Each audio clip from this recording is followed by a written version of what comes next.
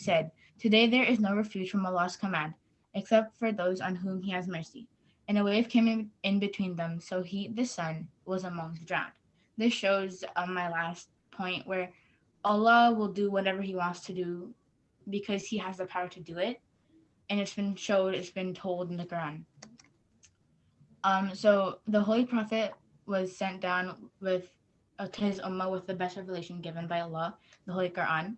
This is the only book given to the Muslims that has not been altered, lost, or changed throughout the years of its arrival. The best book of Allah was given to the best prophet, and it's still here today, and it's the only book out of the revelations given to us that still is in its perfect form. So the companions, male and female. Abu Bakr radiallahu anhu, he was always at the defense of Rasul sallallahu. There is this waqia where the Rasul sallallahu and Abu Bakr radiallahu anhu were going somewhere, and Abu Bakr radiallahu anhu wanted to always be at the protection of the Prophet. So he said that, okay, I could stand in front of the Prophet because if any were to come and attack, they come from the front. And he said, no, I think they'd come from behind to attack the Prophet. He was always around the Prophet to protect him and always be there for the Rasul. He is known as a Siddiq, which means the truthful one. He was the first Caliph in Islam and was a leader to the Muslims after the beloved Prophet ﷺ. He was one of the first men to turn to Islam, and under his Caliphate, Islam spread out to the entire central part of the Arabian Peninsula. Nusayba bint Ka'b, she was one of the first few women to convert to Islam. She participated in many battles, so the Battle of Uhud, Hunayn, Yamama, and the Treaty of Hudaybiyah. Even in old age, she fought for Islam and gave up her two sons as martyr in battle. She also learned Quran and Hadeeth and taught other women about Islam. So she wasn't just a soldier or a fighter, she also was very intelligent and smart. And an ayah in the Quran was revealed when she mentioned that men were recalled more than women.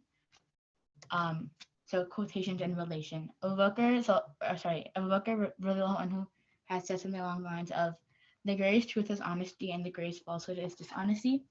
And this makes sense that he got his name as a Siddiq, being truthful. He also encouraged it a lot of being truthful.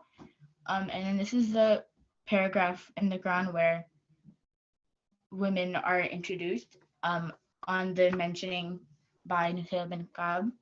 Verily the Muslims, men and women, the believers, men and women, the men and women who are obedient to Allah, the men and women who are truthful, the men and women who are patient, the men and women who are humble, the men and women who give sadaqah, the men and women who observe fast, the men and women who guard their chastity, and the men and women who remember Allah much with their hearts and tongues. Allah has prepared for them forgiveness and great rewards, Jannah. So the martyrs, male and female. Sumaya bint Khabbad, anha. She was the first Shahida from the Ummah of Muhammad ﷺ. She was very courageous, and she was known for her good character, intelligence, respect, and sensibility. And while she was being tortured by the Quraysh, she never gave up Islam. And she also died for Islam, which is a big thing. And then the other martyr I chose was Az-Zubair ibn al-Awwam. He was one of the first few converts to Islam during the time of the Prophet ﷺ. He was one of the 10 Sahabas promised paradise, Ashar Mubashara.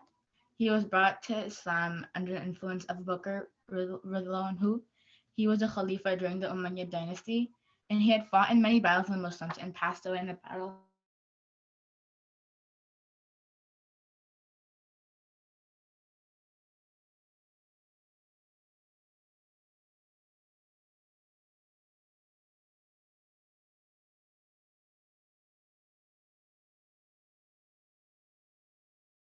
In relation to Zubair ibn al-Awwam.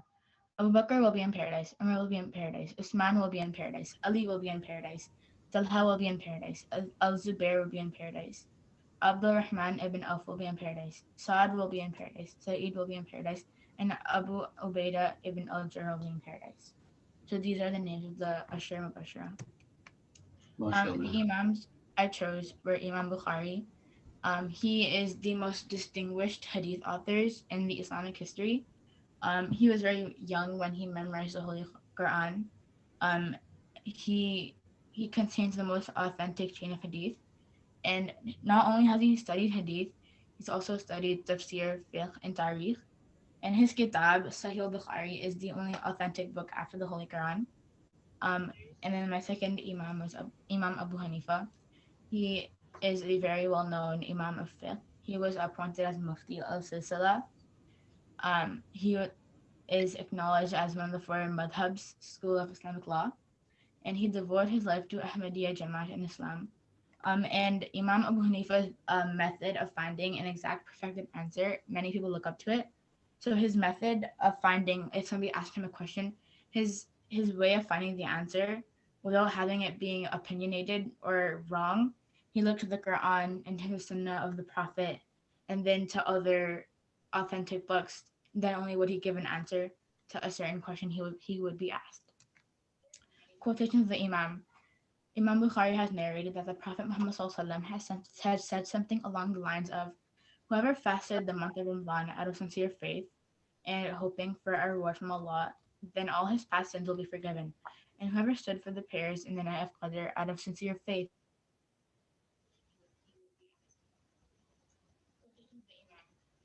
Imam Bukhari had narrated that the Prophet Muhammad has said something along the lines of, whoever fasted the month of